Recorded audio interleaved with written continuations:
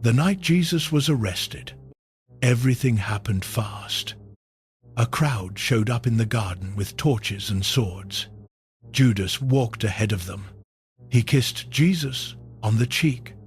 The soldiers moved in. One of the disciples grabbed a sword and swung it, cutting off the ear of the high priest's servant. And then Jesus said something that stopped everyone cold. He asked the crowd why they came with weapons, as if he were some kind of dangerous criminal. He had been teaching in the temple every single day. They could have taken him any time they wanted. Nobody had an answer. And then the disciples ran. All of them. Every single one. The men who had walked with Jesus for 3 years, who had seen the miracles, who had made promises at dinner just hours before, gone into the darkness. The Gospel of Mark says it in one sentence, plain and without apology. All of them deserted him and fled. That is where Matthew stops. That is where Luke stops. Mark does not stop. Mark adds 2 sentences that no other gospel has. No explanation before them. No name attached to them. Just this: a certain young man, wearing nothing but a linen cloth, was following Jesus. When they seized him, he fled naked, leaving his garment behind. 2 sentences. A young man with no name, a piece of cloth left on the ground in the dark, and then he is gone. And Mark never mentions him again.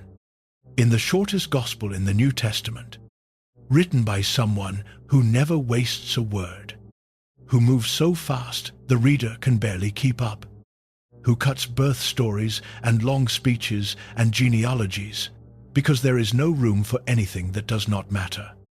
Those 2 sentences are still there.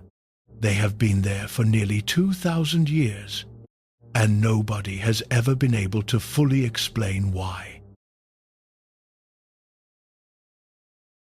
Most people who grew up with the Bible picture the 4 Gospels as 4 versions of the same story. Matthew, Mark, Luke, John. 4 angles on the life of Jesus. Different details here and there. Different emphases. But basically the same thing told 4 ways. That picture is not quite right. And Mark is the reason it is not quite right. Mark is the oldest gospel we have. Scholars have known this for roughly 2 centuries now. And the evidence for it is strong enough that most of them stopped arguing about it a long time ago. Matthew and Luke both used Mark as a source. You can see it when you lay the 3 texts side by side. Whole sentences lifted, whole passages restructured, whole sections of Mark showing up inside the other 2. Mark came first. The others built on top of it. But here is the thing about Mark that tends to get lost in that conversation. If Mark is the foundation, it is a strange foundation. It does not look like what you would build if you were trying to make a case for someone. It does not look like a document designed to persuade. It looks like something written by a person who believed that leaving things out was just as important as putting things in. Who believed that a story with rough edges was more honest than a story sanded smooth.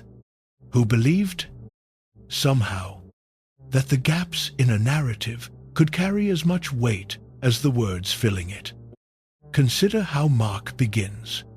There is no manger in Bethlehem, no shepherds, no wise men following a star, no angel appearing to Mary with news that would change the world, no genealogy tracing Jesus back through 40 generations to Abraham, no prologue declaring that in the beginning was the Word and the Word was with God.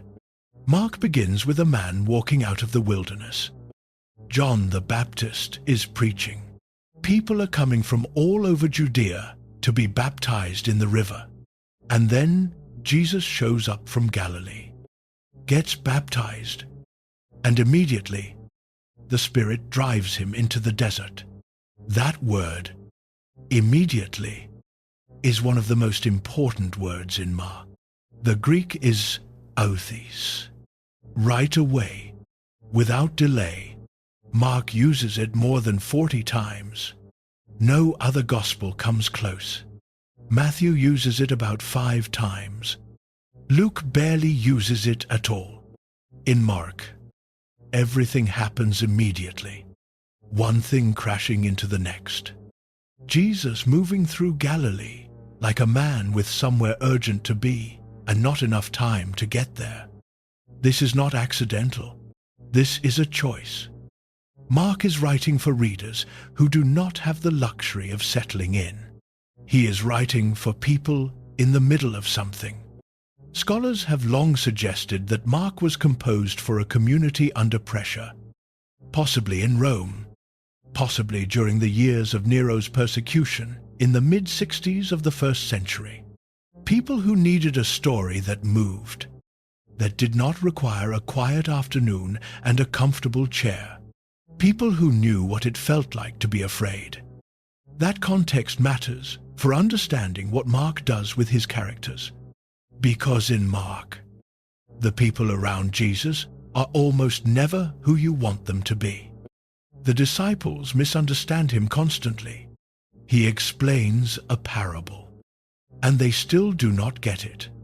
He calms a storm, and instead of being filled with faith, they are terrified. He feeds 5,000 people with 5 loaves of bread. And a few chapters later, they are panicking because they forgot to bring lunch on the boat. He tells them 3 times, plainly, that he is going to be arrested and killed and rise again. 3 times. And each time, they respond in a way that shows they heard the words and missed everything behind them.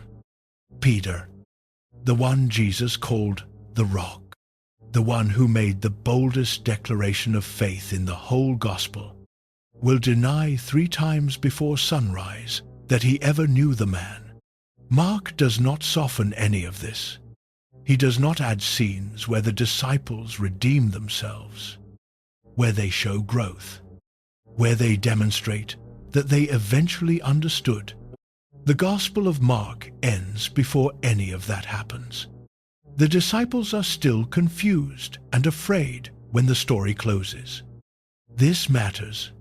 This is not background noise.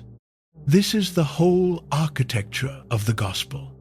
Mark is writing a story about what happens when ordinary people encounter something that is too large for them, something that asks more than they have, something that reveals, in the most public and humiliating way possible, the gap between who they thought they were and who they actually turn out to be when the moment arrives. That is the Gospel of Mark. And that is the world in which those 2 sentences about the naked young man appear. He is not an interruption to the story Mark is telling. He is a piece of it. A precisi, deliberate, 2-sentence piece of a gospel that has been thinking about failure and fear and the cost of following since the very first page. When Mark wrote him in, he wrote him in on purpose. The question is, what purpose? To understand why those 2 sentences matter, you have to understand what the hours before them looked like. Mark 14 is the longest chapter in the entire Gospel. It begins with the chief priests and the scribes meeting in secret, plotting how to arrest Jesus without starting a riot.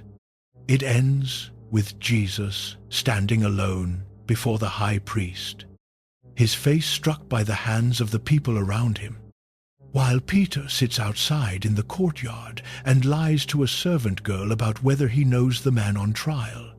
Between those 2 points, everything that could go wrong does go wrong, and Mark watches it happen with the same unflinching patience he brings to everything else. The chapter opens at a dinner in Bethany. A woman comes in with a jar of expensive perfume and pours it over Jesus. Some of the people at the table are angry. They call it a waste. Jesus defends her. He says, what she has done will be remembered wherever the gospel is preached. In the whole world. For as long as people are telling this story. 2 verses later, Judas goes to the chief priests and offers to hand Jesus over to them. Mark does not explain why. He does not give Judas a motive.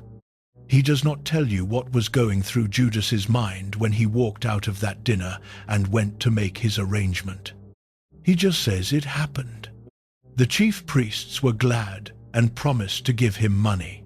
And Judas started looking for the right moment. That is Mark.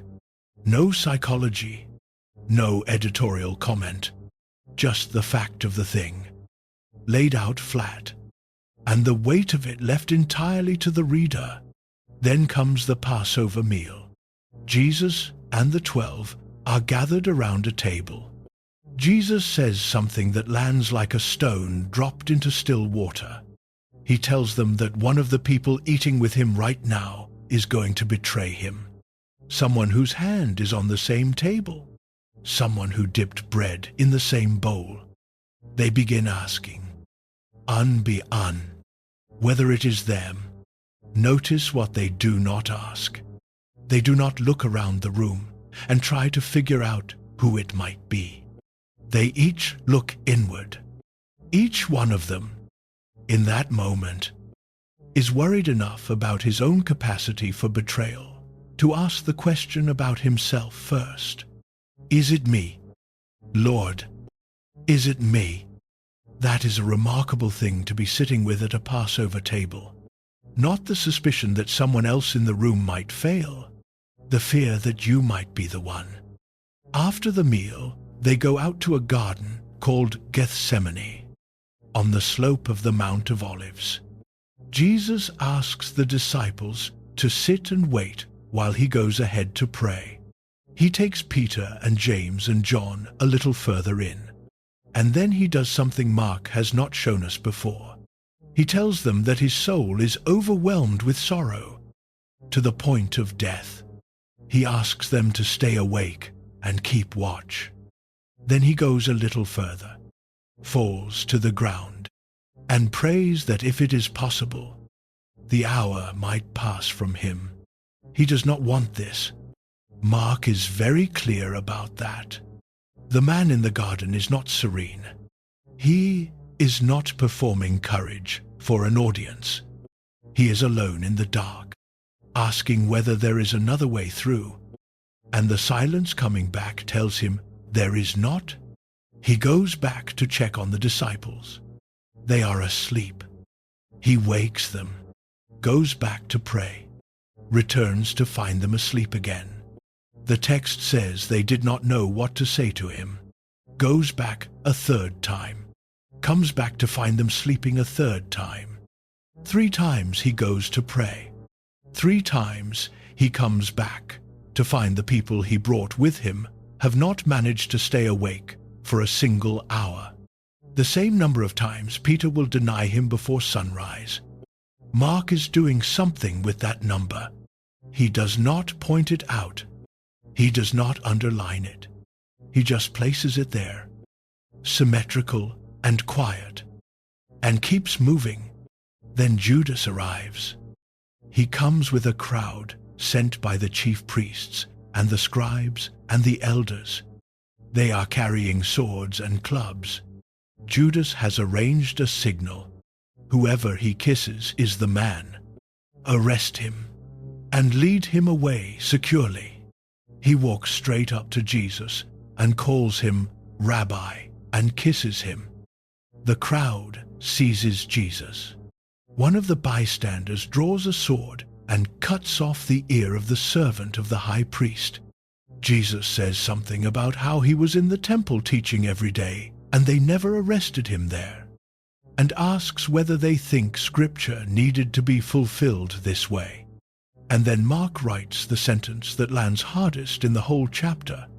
All of them deserted him and fled. 6 words in English, 5 in the original Greek. No names.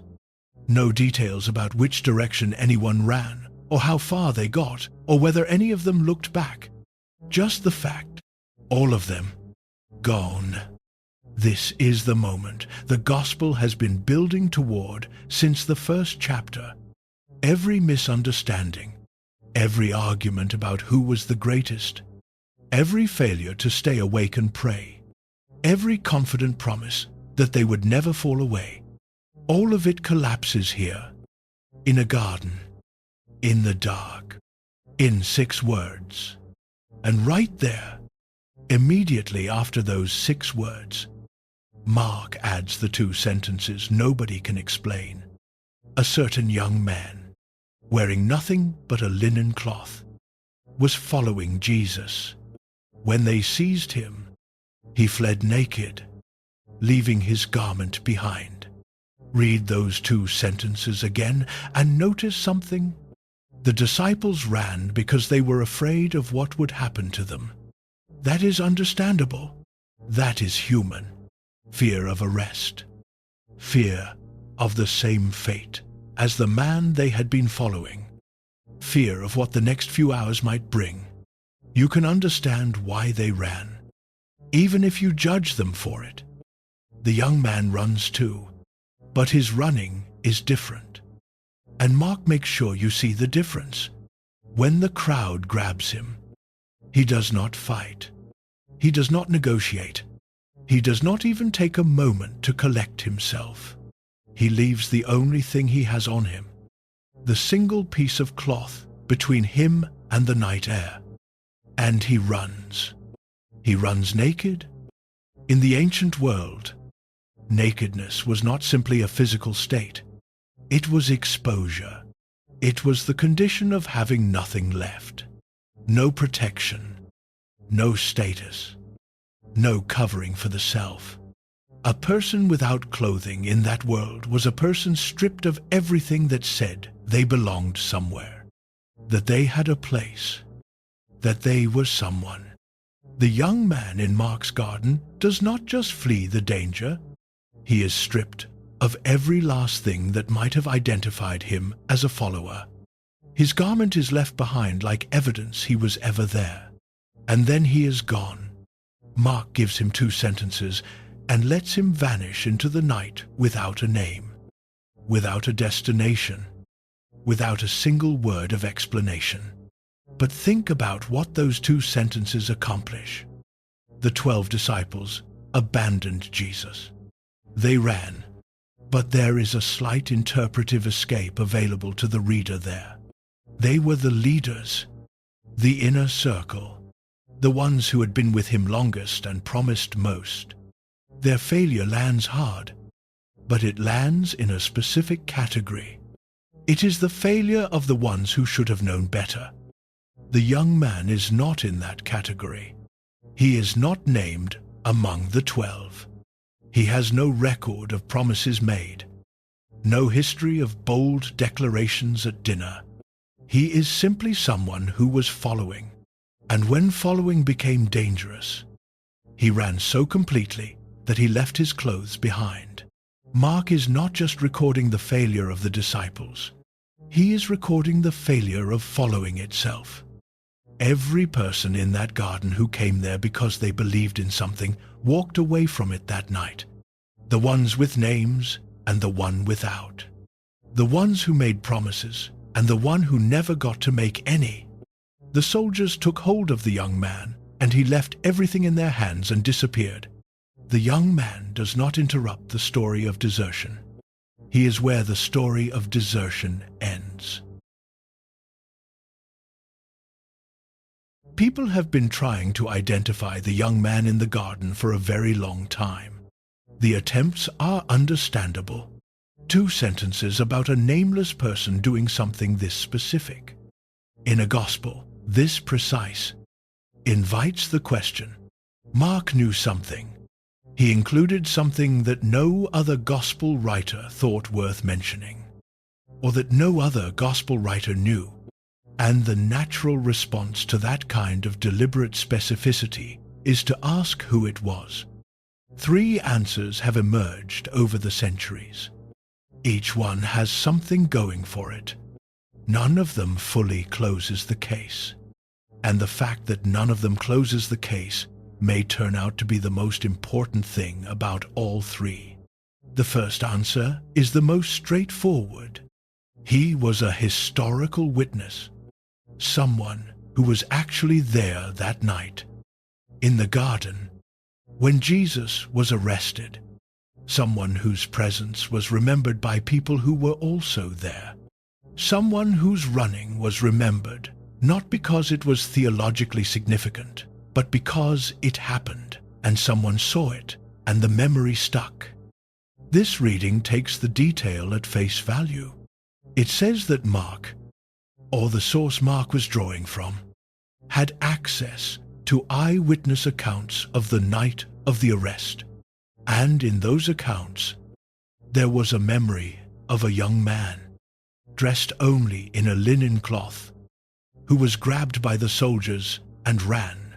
It was the kind of strange, specific, slightly embarrassing detail that tends to survive in oral tradition precisely because it does not flatter anyone, and therefore nobody had a reason to invent it. Biblical scholars have a term for this kind of evidence. They call it the criterion of embarrassment. The basic idea is that early Christian communities were not in the business of making themselves look bad. They were trying to spread a message, to win converts, to establish credibility. They had every incentive to emphasize the courage and faithfulness of Jesus' followers and to minimize or eliminate anything that made those followers look cowardly or foolish. Which means that when an embarrassing detail survives anyway, it is often because it was too well known to cut. Too many people remembered it for anyone to plausibly claim it did not happen. A young man running naked from the garden is exactly the kind of story that survives that test. It does not make the movement look good. It does not demonstrate the courage of the disciples. It does not advance any theological argument. It is just a strange, slightly absurd, very human moment that someone remembered, and Mark preserved it because it was remembered. This reading is plausible. It may even be likely, but it leaves the biggest question unanswered, which is why Mark chose to include it. Even if the memory was real, the decision to write it down was still a decision. Plenty of real things that happened around Jesus were not written down. John says as much at the end of his gospel, that the world itself could not contain the books that would be written if everything were recorded. Someone made choices about what went in. Mark made choices about what went in, and he chose to include 2 sentences about a naked young man who ran away. A historical memory explains the source of the detail. It does not explain the intention behind preserving it. The second answer gets at intention more directly. He was Mark himself. This reading has a long history and a certain kind of appeal that is hard to dismiss entirely. The argument goes like this. Mark is the only gospel that includes this story. The detail is too specific and too strange to be invented, but it is also too personal not to mean something. In the ancient world, writers sometimes placed themselves in their own narratives without identifying themselves by name. A kind of signature, a way of saying, I was there, I saw this. This is not second-hand. The circumstantial evidence, such as it is, points in an interesting direction. The book of Acts mentions a man named John Mark, whose mother had a house in Jerusalem, and that house was apparently a gathering place for the early community of believers. If John Mark's family home was in Jerusalem, he would have had reason to be in the city during Passover. He could, theoretically, have been in the garden that night. He could have been the young man, and if he later became the author of the gospel that bears his name, he might have included those two sentences as a kind of personal testimony, hidden in plain sight, not named, but present. The appeal of this reading is obvious. It gives the story a human face.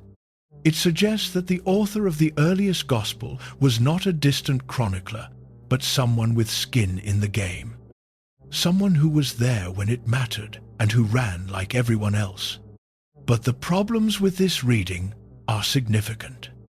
The identification of John Mark as the author of the gospel is itself a tradition, not a certainty. The gospel does not name its author. The attribution to Mark comes from later sources, the earliest being a fragment preserved by the church historian Eusebius, quoting a bishop named Papias, writing in the early 2nd century. Papias says Mark was the interpreter of Peter, that he wrote down Peter's teachings accurately, but not in order.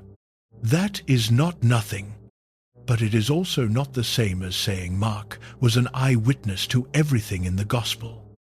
And even if John Mark was the author, the leap from that to him being the young man in the garden requires stacking assumption on assumption.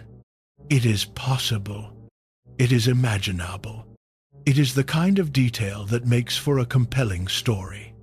But it may be the least interesting thing about those two sentences, because the third answer does not need a name at all. The young man was not meant to be identified. He was meant to be understood. This is where the literary reading of Mark becomes something more than an academic exercise. In the Gospel of Mark, the disciples are not individuals who happen to fail. They are, collectively and repeatedly, a portrait of what following costs and what it reveals about the people doing the following. Their confusion is not just their confusion. Their fear is not just their fear. Mark is writing about something that happens to people when they encounter something larger than themselves. And the disciples are the vehicle for that exploration. The young man in the garden fits that pattern perfectly. He is following Jesus. That is the word Mark uses. Following, the same word used to describe what it means to be a disciple, to commit to the road behind someone, to make their direction your direction. He is doing the right thing, or trying to. And then the soldiers grab him, and in the moment of truth, he leaves everything behind and runs. His namelessness is not an oversight. It is the whole point. A named character is a specific person. You can place them in a time and a location. You can argue about whether they were really there.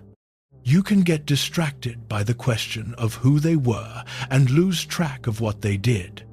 An unnamed character is something else. He cannot be placed. He cannot be explained away. He cannot be filed under John Mark or historical witness or symbolic figure and then set aside. He stays in front of you, nameless, doing the thing he did, leaving the garment behind. And you cannot help noticing that what he left behind was the only thing that said he belonged to something. These three readings do not cancel each other out. A real memory can sit alongside a literary intention. An author cameo can coexist with a symbolic function. The historical and the literary are not enemies in a text like this. They are layers. But there is a difference between asking where the detail came from and asking why it is still there. The first question has three possible answers, and none of them fully closes the case. The second question has one answer. Mark kept those two sentences because they are doing something in the story, something deliberate. something that required him to include a nameless person with no lines of dialogue and no destination. In a gospel where every word is carrying weight. What that something is, and how Mark builds it across the entire architecture of his gospel, is what the next part of this story is about. There is a moment in Mark chapter 4 that most readers move past without stopping. Jesus has just finished teaching a large crowd from a boat on the water. He has told them the parable of the sower, the seed falling on different kinds of ground, some on the path, some on rocky soil, some among thorns, some on good earth. When the crowd disperses and he is alone with the 12, they ask him what the parable means. He explains it to them, carefully, in detail. The seed is the word. The path is the person who hears but lets it be taken away immediately. The rocky soil is the person who receives it with joy but has no root. The thorns are the worries of this life and the deceitfulness of wealth. The good soil is the person who hears and accepts and produces a harvest. It is one of the clearest explanations Jesus gives in any of the 4 Gospels. And it only happens because the disciples asked. The crowd on the shore never got the explanation. They heard the story, watched Jesus get back in the boat, and went home with a parable about seeds and soil, and no interpretation attached. Mark says explicitly that Jesus did not say anything to them without using a parable. He spoke in stories. He spoke in images that opened into questions rather than closing into answers. And the people on the shore who did not ask, who did not press in, who did not climb into the boat and say, "Wait, what did you mean by that?" They walked away, holding something alive that they may never have fully understood. That gap between the story and the explanation, between what is said and what is meant, is not incidental to Mark. It is structural. It runs through the entire gospel like a wire-carrying current underneath the floor. Mark believes something about the reader that Matthew and Luke do not quite believe in the same way. He believes that the gap is where the work happens. That meaning is not something delivered to you from the outside, but something you have to move toward. That a story which explains itself too completely is a story that has already done your thinking for you and left you with nothing to carry home. This is why the messianic secret exists. Throughout Mark, Jesus heals people and tells them to tell no one. He casts out demons, and the demons recognize him, and he silences them. He takes 3 disciples up a mountain and is transfigured before them. And on the way back down, he tells them to say nothing about what they have seen until the Son of Man rises from the dead. They do not understand what rising from the dead means. They ask each other about it quietly, without asking him. Scholars have been debating the messianic secret for well over 100 years. Why does Jesus in Mark keep telling people to stay quiet about who he is? Some read it as historical, a reflection of how Jesus actually operated in his ministry. Some read it as theological, a way of saying that the full identity of Jesus cannot be understood until after the resurrection. Some read it as literary, a device that creates suspense and draws the reader deeper into the question of who this person really is. What all those readings agree on is this: Mark is a gospel that is comfortable with concealment. That does not feel the need to surface everything. That treats hiddenness not as a problem to be solved, but as a feature of how meaning moves in the world. A gospel that is comfortable with concealment does not accidentally include 2 nameless sentences about a young man running naked through a garden. It includes them on purpose. and it leaves them unexplained on purpose. Think about what Mark does not do with those 2 sentences. He does not tell you who the young man was. He does not tell you why he was there. He does not tell you what happened to him after he ran. He does not tell you whether he came back, whether he was one of the people who eventually believed, whether the linen cloth was ever recovered from the ground where it fell. He gives you the image and moves on. The same way he gives you the parable of the sower to the crowd on the shore and climbs back into the boat. If you want the meaning, you have to climb in after him. Now, consider something that does not get discussed nearly enough when people talk about this passage. The linen cloth. In Greek, the word Mark uses for the young man's garment is sindon. It is a specific word for a specific kind of cloth. Fine linen, the kind used for burial wrappings. Not a robe, not a cloak, not ordinary clothing. A linen shroud, the kind of thing you wrap a body in. Mark uses the word sindon exactly twice in his Gospel.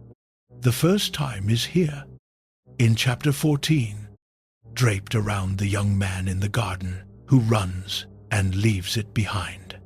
The second time is in chapter 15, verse 46, when Joseph of Arimathea takes the body of Jesus down from the cross and wraps it in a sindon before placing it in the tomb.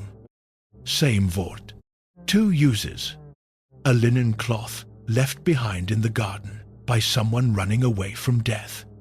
A linen cloth wrapped around a body being placed into the earth. Mark does not point this out. He does not say, "Notice this word appearing again." He does not draw a line between the 2 scenes. He just uses the same word twice. And if you are paying close enough attention, you catch it. And something shifts in how the whole sequence feels. This is how Mark works. He does not underline. He does not annotate. He places things in proximity and lets the proximity do the work. He trusts the reader the way a good teacher trusts a student. Not to hand over the answer, but to create the conditions in which the answer becomes possible. The pattern with the sindon is not the only echo running through these final chapters of Mark. There are others. 3 times Jesus prays in Gethsemane. 3 times Peter denies knowing him. 3 times the soldiers mock him as king. 3 women are named watching the crucifixion from a distance. 3 women come to the tomb on the first day of the week. The number 3 in Mark is not decoration. It is a structural element, a rhythm that the author returns to again and again, creating a kind of music underneath the narrative that you feel, even if you cannot immediately name it. The young man in the garden is part of that music. He is placed at the end of the great flight, after all of them deserted him and fled, as the final image of what abandonment looks like at its most complete. And then he disappears, and the story moves through the arrest, the trial, the crucifixion, the burial, and into the silence of Holy Saturday, the day the Gospels almost never talk about, the day between the death and whatever comes next. And then the women go to the tomb, and in the tomb, they find something that stops them cold. Not the body they came to anoint, not the absence of the body, at least not yet. Something else entirely, something that Mark, in the way that is entirely his own, places there without explanation and without a name and without telling you what to do with what you are seeing. Something that looks, to a reader who has been paying close enough attention, like an answer to a question the Gospel has been asking since chapter 14, verse 51. 3 women walk to the tomb at sunrise. Mark names them: Mary Magdalene, Mary, the mother of James, and Salome. They had watched the crucifixion from a distance. They had watched Joseph of Arimathea take the body down and wrap it in the linen cloth and roll the stone across the entrance of the tomb. And now it is the first day of the week. Early, the sun just coming up, and they are walking toward the place where he was laid. They are talking among themselves about the stone. It was very large, Mark says, and they are wondering who will roll it away for them. They have not solved this problem before they set out. They are going anyway. They will figure out the stone when they get there. When they arrive, the stone is already moved. They go inside, and this is where Mark does something that the other Gospels do not do. Matthew says there was an angel, appearance like lightning, clothing white as snow.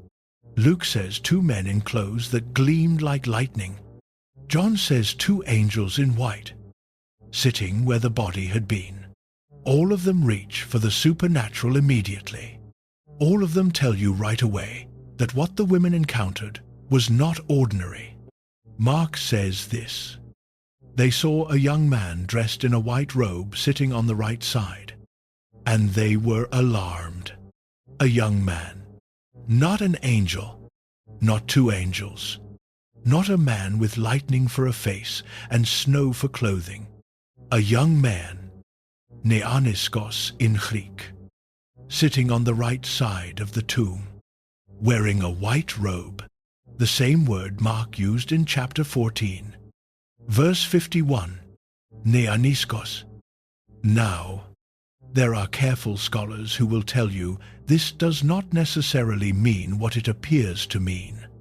They will point out that neaniskos is a common enough Greek word for a young male person, and that using it twice in the same gospel does not automatically link the 2 figures.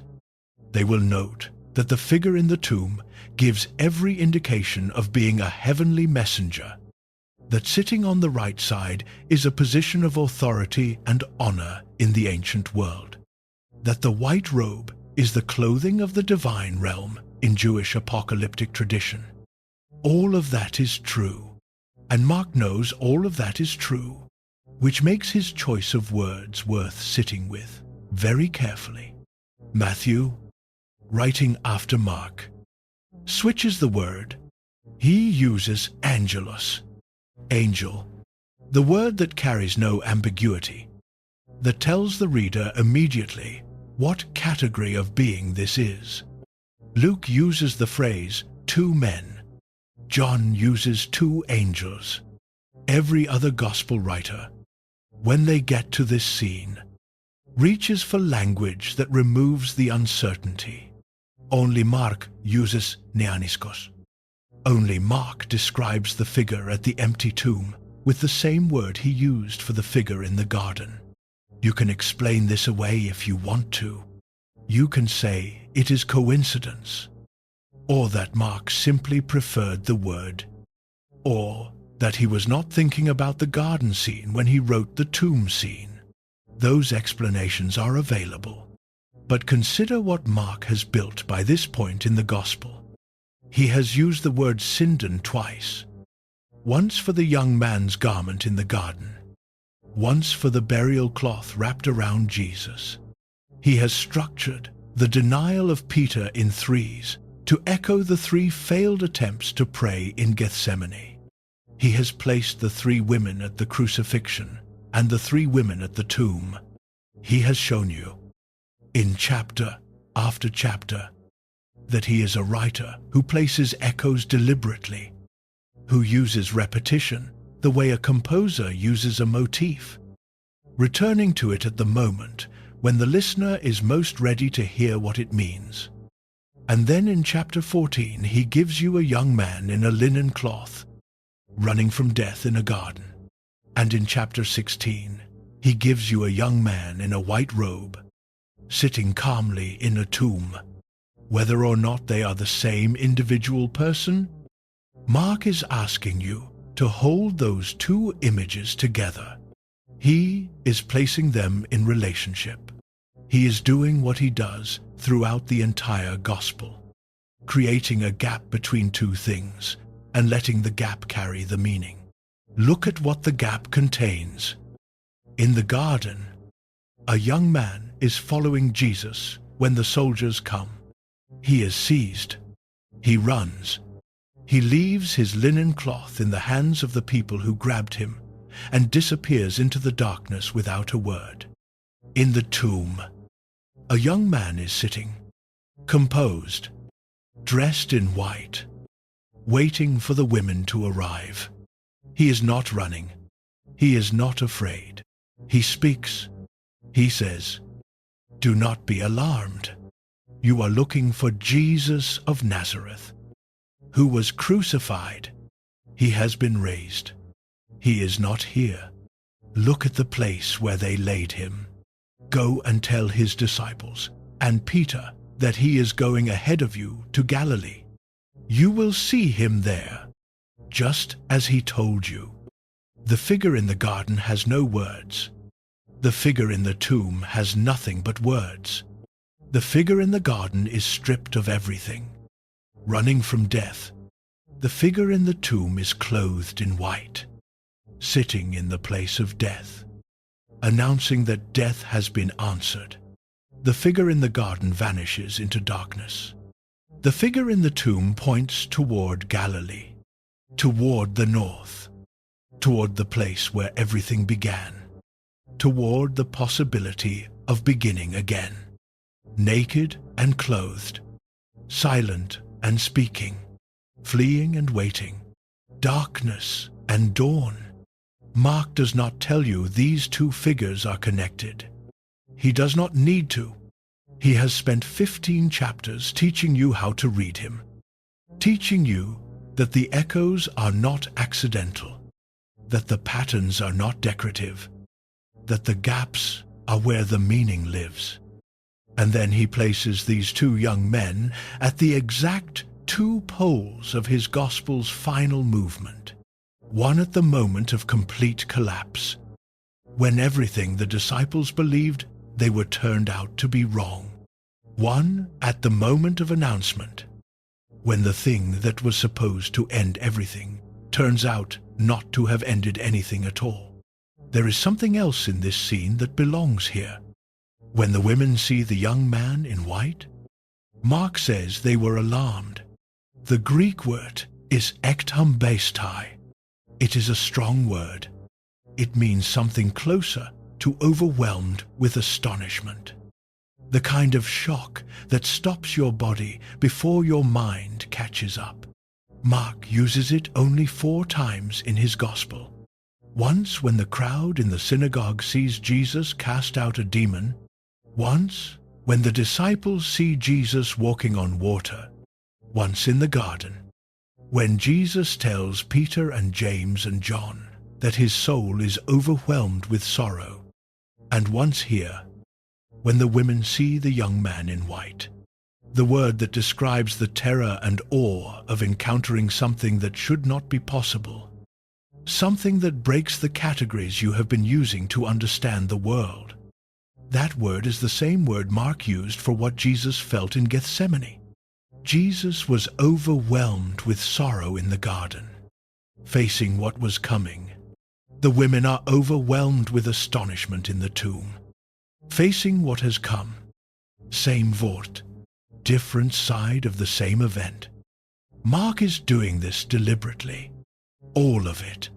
The word choices, the echoes, the young man in the garden and the young man in the tomb, the linen cloth that connects the scene of abandonment to the scene of burial to the scene of resurrection. He is building something. He is telling a story that works on more than one level at the same time. That can be read as a sequence of historical events and also as a carefully constructed meditation on what it means for something to be lost and then, impossibly, found again. the figure who runs in darkness, the figure who waits in light. Mark never tells you they are the same person. He tells you everything else. The Gospel of Mark ends in a way that has disturbed readers for nearly 2,000 years. Not disturbed in the sense of being offensive or troubling to faith. Disturbed in the sense of unresolved, unsatisfying, like a piece of music that stops 3 notes before the chord resolves. Like a sentence that trails off before the period arrives. Here is what happens. The 3 women enter the tomb. They see the young man in white.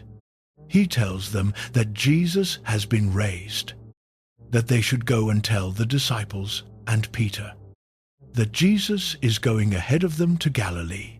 And then Mark writes the final verse of what most scholars believe is the original ending of the Gospel.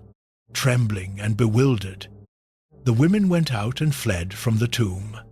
They said nothing to anyone, because they were afraid. And that is where the oldest manuscripts stop. No appearance of the risen Jesus. No commission to go into all the world and preach the gospel. No ascension into heaven with the disciples watching. No final blessing. No triumphant conclusion.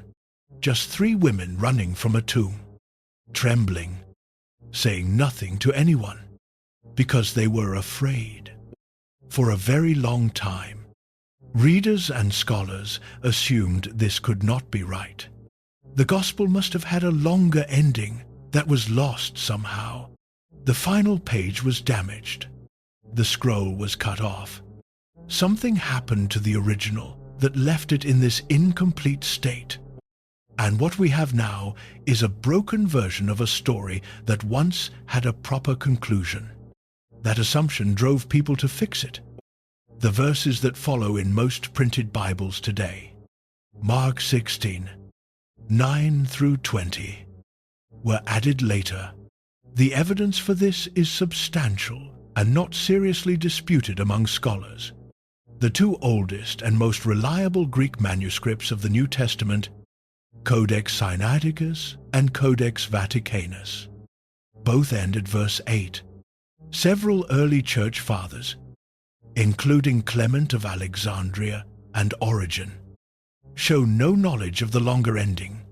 Jerome and Eusebius, writing in the 4th century, note that the longer ending is absent from nearly all Greek manuscripts known to them. Someone added those verses, probably in the 2nd century.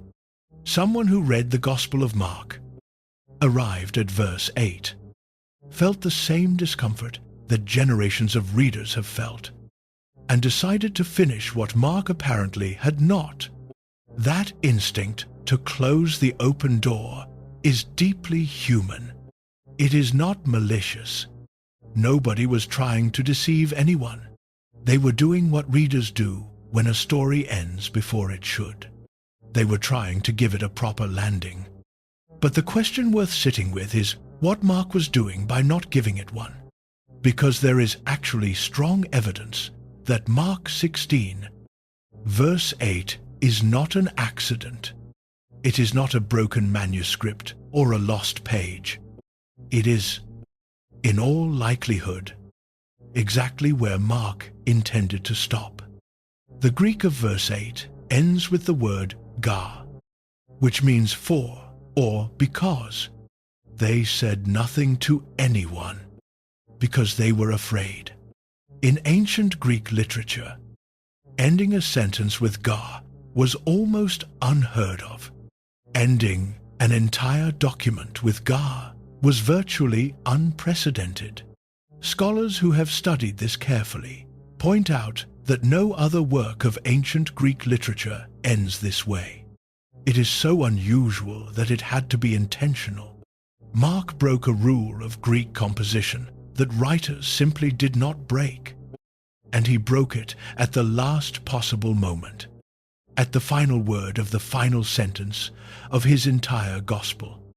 He ended the story mid-breath, on purpose. Now look at where that leaves the reader. The young man in white has just told the women to go and tell the disciples and Peter. He has given them a message. He has told them where to look. And the women run out of the tomb, trembling, and say nothing to anyone. The message does not get delivered, at least, not in the text. The story that the young man in white told them to carry forward does not move in the text. It stops. The last human beings to receive it are running away from it in fear, lips sealed, feet moving in the wrong direction, and the gospel ends. This is the mirror Mark has been building toward all along. Go back to the beginning of the Passion narrative.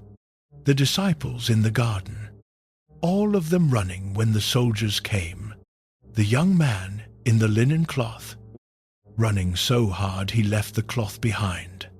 Peter in the courtyard, running from the truth with his words, denying 3 times that he knows the man on trial.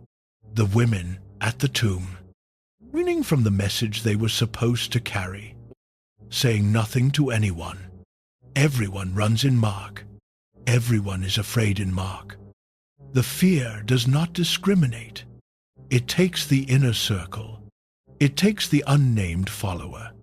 It takes the women who stayed faithful through the crucifixion and the burial, who showed up at the tomb before sunrise with spices and a willingness to do the last thing that could be done for someone who was gone. Even they, at the final moment, run.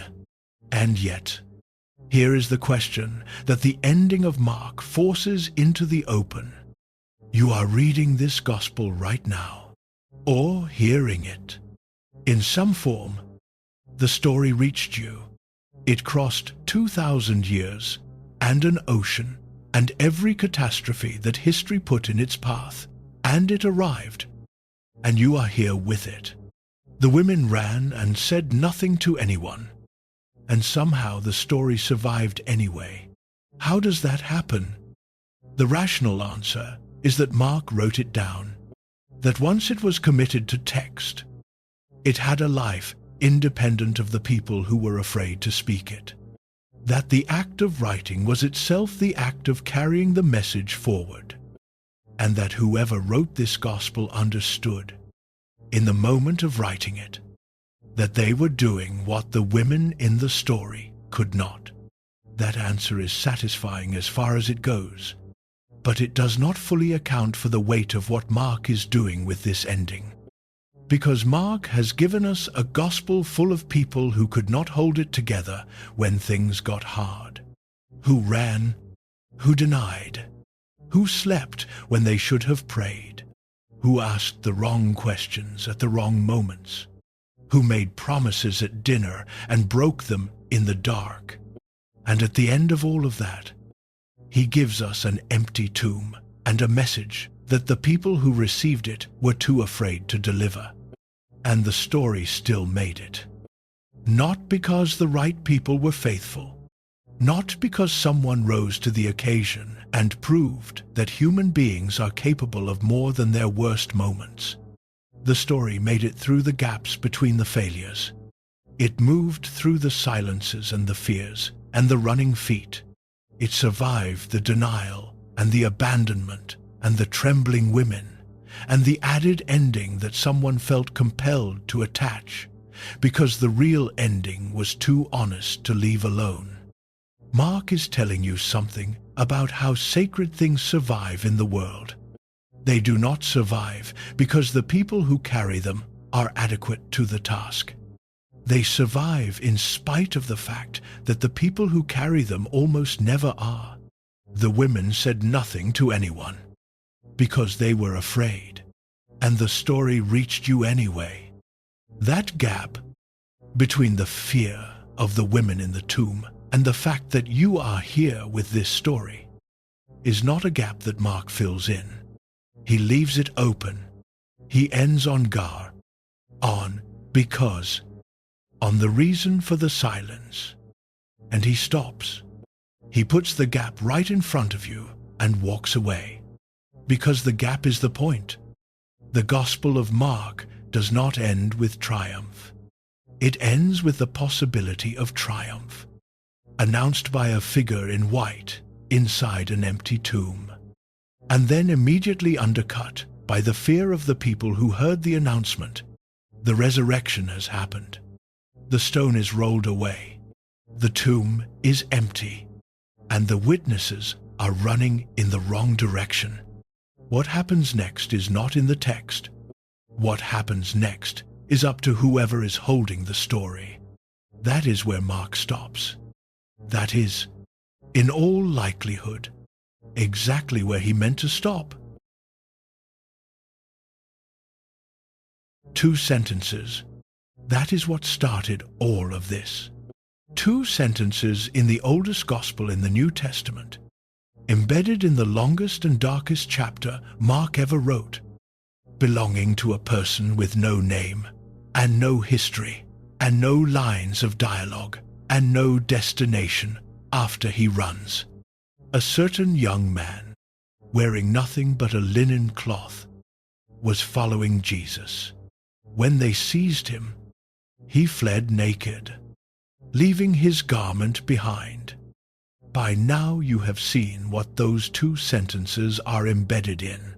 You have seen the gospel they come from, how it moves, what it values, what it refuses to do. You have seen the night they come from, the chain of failures that leads up to them and continues past them. You have seen the questions they generate and how each answer, when you press on it hard enough, opens into a larger question rather than closing into a smaller certainty. Now, it is worth asking what Mark actually accomplished by leaving this person unnamed. In the ancient world, names carried weight that we do not always feel today. A name placed someone. It gave them a family, a history, a location in the social world. To name a person in a narrative was to make them specific, to anchor them to a particular life in a particular time and place. The named person is this person, not that person, not you. The unnamed person is different. The unnamed person cannot be anchored, cannot be filed away, cannot be identified and thereby contained. The unnamed person floats in the narrative, attached to an action, but not to a biography, present in the story, but not locatable in history. And because they cannot be located in history, they cannot be excluded from the present. Mark named the 12. He named the women at the crucifixion. He named Joseph of Arimathea. He named Bartimaeus, the blind man by the road, which is unusual enough in ancient literature to be worth noticing on its own. Mark names people when their names matter, when the specificity of who they were serves the story he is telling. He did not name the young man in the garden. He could have, if he knew who it was, which at least some readings of this passage suggest he did. He could have put the name in. 2 sentences about a named person would not have cost any more space than 2 sentences about an unnamed one. The choice to withhold the name was as deliberate as every other choice in a gospel where deliberateness is the whole method. What does withholding the name accomplish? It keeps the young man from becoming a historical curiosity. He cannot be categorized as one of the minor figures in the story. Interesting for biographical reasons, worth a footnote in the commentary. Without a name, he cannot be reduced to a footnote. He stays in the narrative as a presence rather than a person, as an action rather than an individual, and the action is what matters. He followed, he was seized, he ran, he left everything behind. Those 4 things are not unique to any one person. They are not the property of a specific individual who lived in 1st century Jerusalem and whose name Mark happened to know or not know. They are the shape of a particular kind of failure. The failure of following until following becomes dangerous. The failure of holding on until holding on costs something real. The failure of staying present until presence is no longer safe. That failure is not ancient. It does not belong to one garden on one night in one city 2,000 years ago. It belongs to everyone who has ever started down a road that turned out to be harder than it looked from the beginning. Everyone who has ever made a commitment that felt solid until the moment it was tested. Everyone who has ever left something behind in a dark place because taking it with them was no longer possible. Mark left the young man unnamed so that no reader in any century would have an easy reason to say, that was someone else. That was a specific person in a specific situation that I can acknowledge without recognizing myself in it. The namelessness makes evasion harder, but there is something else Mark accomplishes by leaving the young man unnamed. Something that becomes visible only when you hold the full arc of the gospel together. The young man in the garden runs in the dark, unnamed, leaving his garment behind. The young man in the tomb sits in the light, unnamed, clothed in white, speaking the most important words in the gospel. Both of them are unnamed. If the figure at the empty tomb is a heavenly messenger, as many readers across many centuries have understood him to be, then his namelessness is of a different kind. He is not unnamed because his name was withheld. He is unnamed because he belongs to a register of being where individual human names do not apply in the same way. But if you hold the two figures together the way Mark's repeated use of neoniskos invites you to, something unexpected happens. The namelessness of the two figures becomes a kind of continuity. One unnamed young man in darkness, one unnamed young man in light. The same word connecting them across the worst week in the gospel. And the second one, clothed and calm and speaking, is doing everything the first one could not. Not running, waiting, not silent, speaking, not stripped, clothed, not in a garden where things fall apart, in a tomb where something impossible has just happened. Mark does not resolve this. He does not confirm that the two figures are connected, does not give you the satisfying narrative of the one who ran returning to the place of death and finding it empty. He gives you two unnamed young men and the space between them, and the question of what lives in that space. The question is the point. It has always been the point. Mark is a gospel that trusts its readers enough to leave them with a question rather than an answer, to believe that the question will do more work in a human life than the answer would. And the work that question does is this: if even the person who ran the furthest, who left the most behind, who disappeared most completely into the darkness of that night, if even that person is not finally defined by the moment of running, then what does that mean for everyone else who has ever run? Mark does not say. He never says. He puts the question inside the story and leaves it there, unnamed, like the young man himself, present, unresolved, waiting for whoever has eyes to see it. The two sentences are still there. They have been there for nearly 2,000 years, and the person inside them still has no name. A garden. Night. A piece of linen cloth on the ground. Atom. Down. A stone rolled away from the entrance. These are the two images Mark leaves you with when you follow the thread of the nameless young man from the beginning of his story to the end. Between them is the whole weight of what the Gospel of Mark carries. The failure and the fear and the running feet and the silence.